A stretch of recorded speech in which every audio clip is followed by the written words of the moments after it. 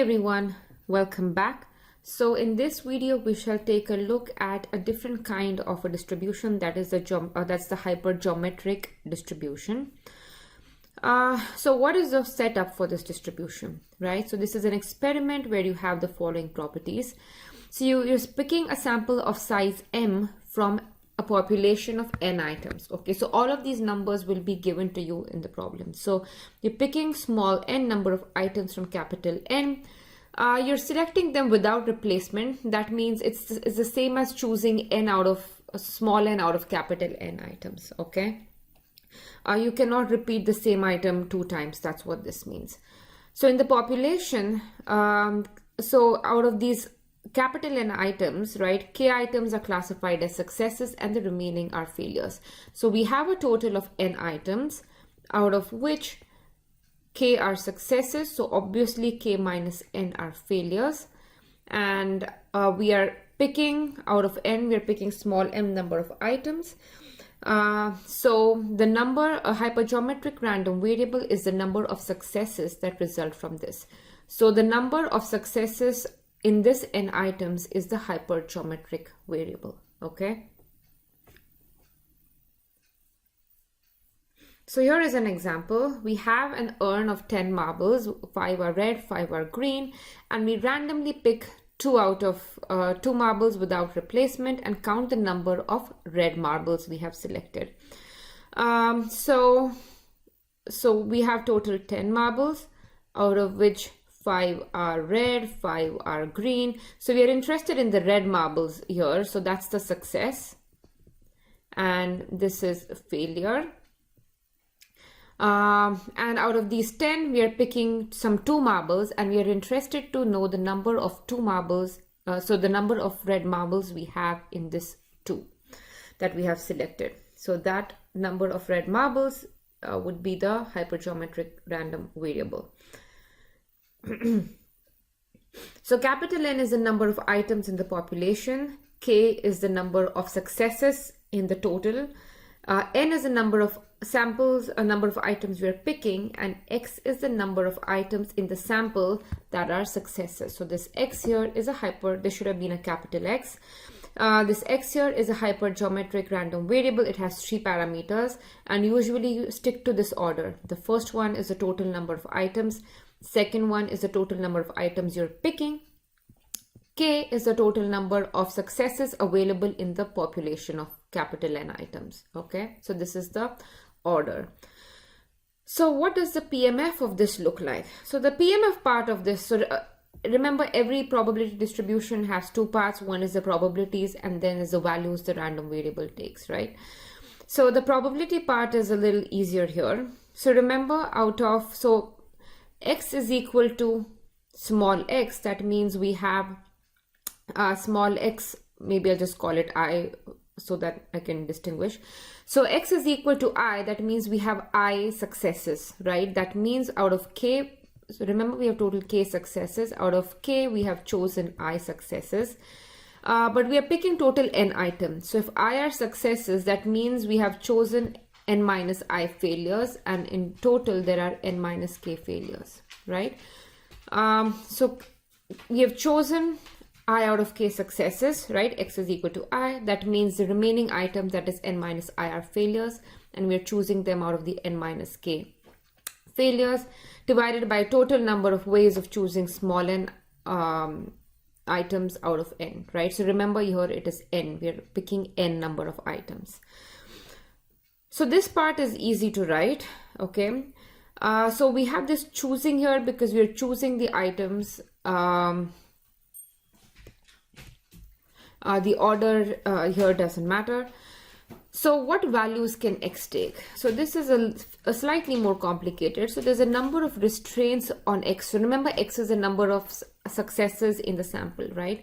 So first of all, number of successes, it could be 0, it could be n, right? Because you're picking n amount of items, so maybe all of them are n.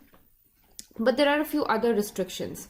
So the number of successes cannot, so that's x has to be less than equal to k. So the number of success in the sample cannot be greater, or it has to be less than equal to the number of successes in the population. That makes sense, right? And finally, so similarly, the number of failures in the item in the sample has to be lesser than the number of failures available to you in the population. So these are the two additional constraints.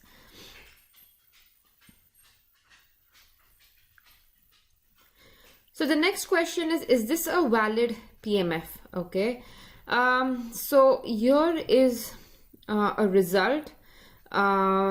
Basically, this straight away gives you the answer that this is a PMF, but this says that the sum, right, R choose I goes from 1 to n, is the same as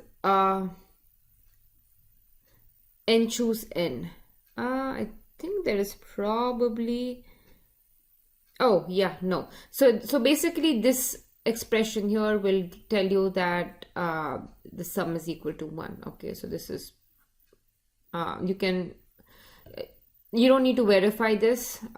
You can if you're interested, but this result will tell you that it's the sum of all of the probabilities is going to be equal to 1.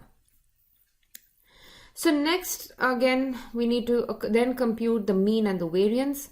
So mean has this formula nk by n, and variance is slightly more complicated right here.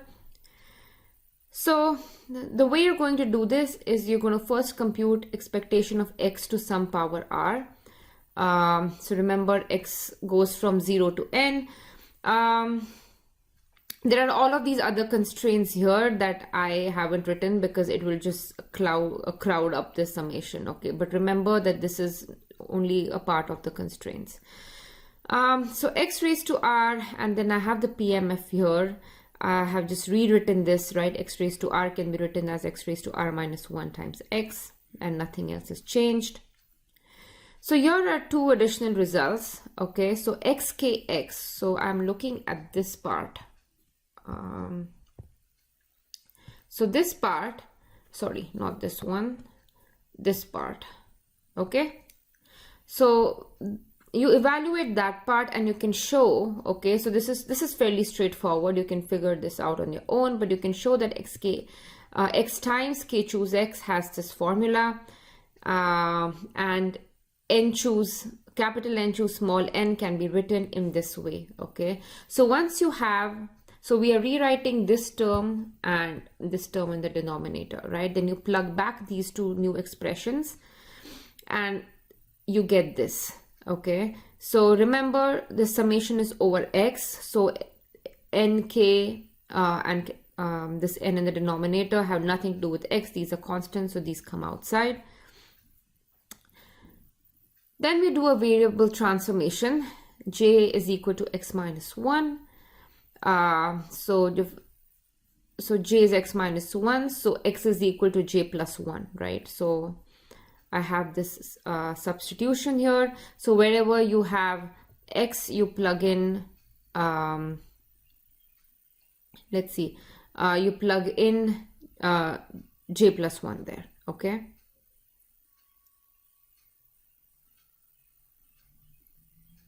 let's see, so x minus, so here x minus 1, so this is j, and here again you plug in the values. So the goal behind doing all of this, right, much like we've been using several tricks in the geometric and binomial random variable, is this particular, so if you observe this particular formula, okay, so if you had y, if y was hypergeometric, now if you change the parameters, now population has n minus 1 elements, you're picking n minus 1 elements from there, and there are k minus 1 successes. If you write out the PMF for this, it looks exactly like this. Okay, so basically this is the PMF of a hypergeometric random variable with these particular parameters, and therefore this here, so this entire expression here is going to be expectation of y plus 1 raised to r minus 1. There's r minus 1 here, right? So this is just by definition of expectation. So we get this particular relationship. Okay, so if we plug in now, so remember for mean it's e of x, so r is equal to 1. So if you plug in r is equal to 1, this entire term vanishes and you're left with kn divided by n. Now for the variance, you could compute x, you need x squared. Remember, variance is e of x squared minus mean whole square. So for e of x squared, you'll plug in r is equal to 2 here. And so if you plug in r is equal to 2, let's see.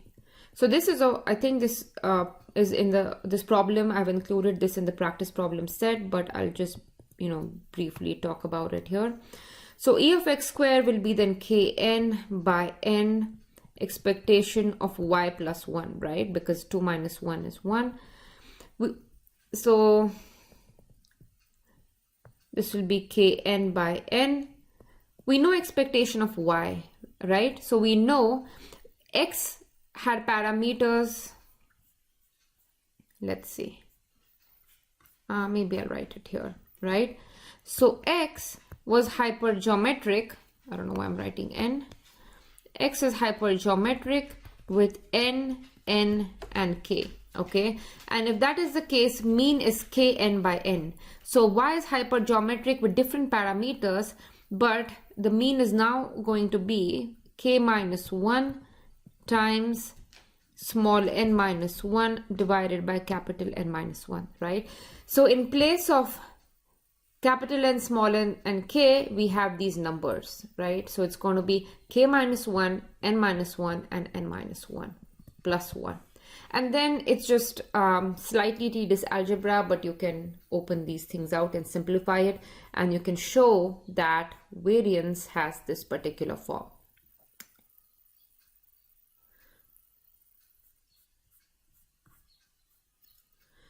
So next we shall take a look at a problem. So in Southern California, a growing number of individuals pursuing teaching creds are choosing paid internships over traditional teaching programs.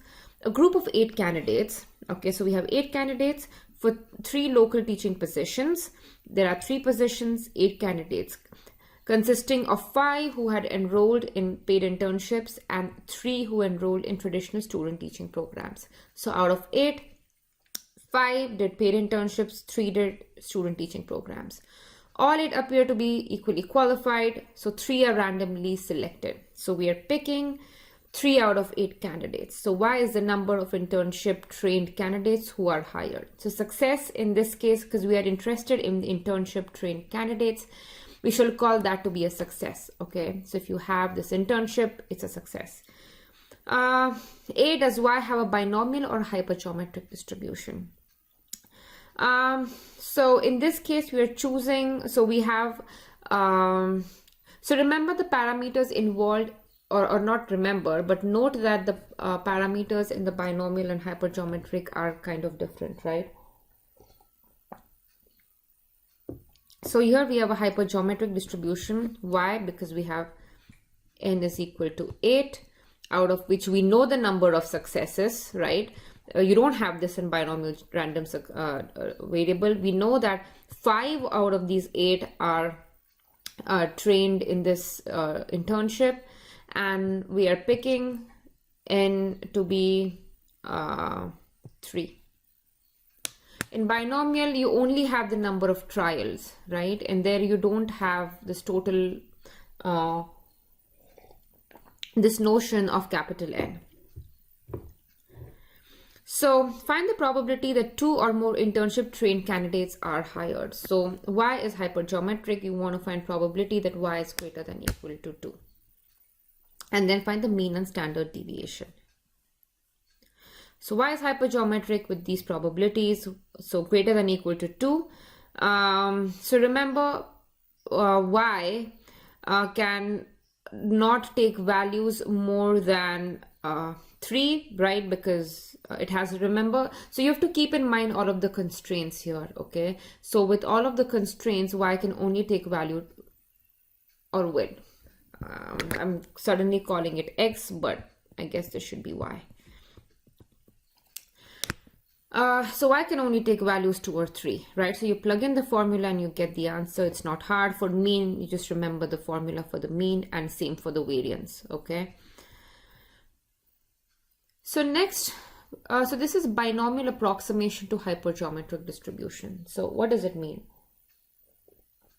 it is saying that under certain situations, we can approximate the hypergeometric distribution with the binomial one. So this theorem here says that this is a PMF of a hypergeometric distribution, right? So as capital N goes to infinity, this PMF, or if you take the limit of this PMF, you get this, okay? And if you look at this, this is similar, or this is the same as the binomial PDF, and P is K by N. So we have total K successes out of N, right? So probability of success is K by N, so that makes sense, right? So the binomial interpretation of this, so this P is probability of success, and it's K by N, and that makes sense. So basically what this is saying, that hypergeometric distribution can be quite painful to compute under certain situations, especially as these numbers, especially N and K and all of these numbers increase. So it's saying that as capital N goes to infinity, we can use binomial probabilities to compute instead of the hypergeometric ones. So let's see an example to get a better idea of this. So we have 200 employees in a company and 160 are union members, and the other are non-union. So capital N 200, success, let's see which one is success. If 4 employees are chosen to serve on the staff welfare committee, find the probability that 2 of them are union members. So we're interested in union members. So we have 200 N. We're choosing 4, small n is 4. Probability is not probability. The number of successes, K is equal to 160. So in this case, capital N is large, and also N and K are large compared to N. So here N is small and K and N and all of these other numbers are larger. So this is a case where we could use a binomial distribution. So in this question, we need to find the probability that 2 of them are union members using hypergeometric and then binomial distribution as an approximation.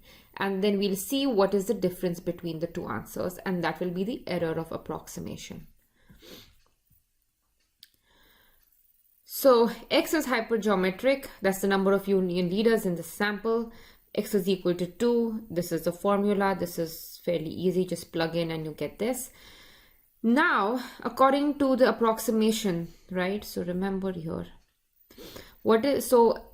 N is, so binomial distribution, we need 2 things, right? We need the number of trials, and that is the number of people we are selecting, that's small n, and probability of success, that's P. So P is basically K by N. So now we're going to calculate probability X is equal to 2 using this binomial distribution, and this is the answer. So this is the exact answer in the first part. In the second part is the binomial approximation. The difference between 2 is extremely small, right? So you can see that this is a good approximation for this hypergeometric one. So that is all for this video. I will see you in the next one. Thank you.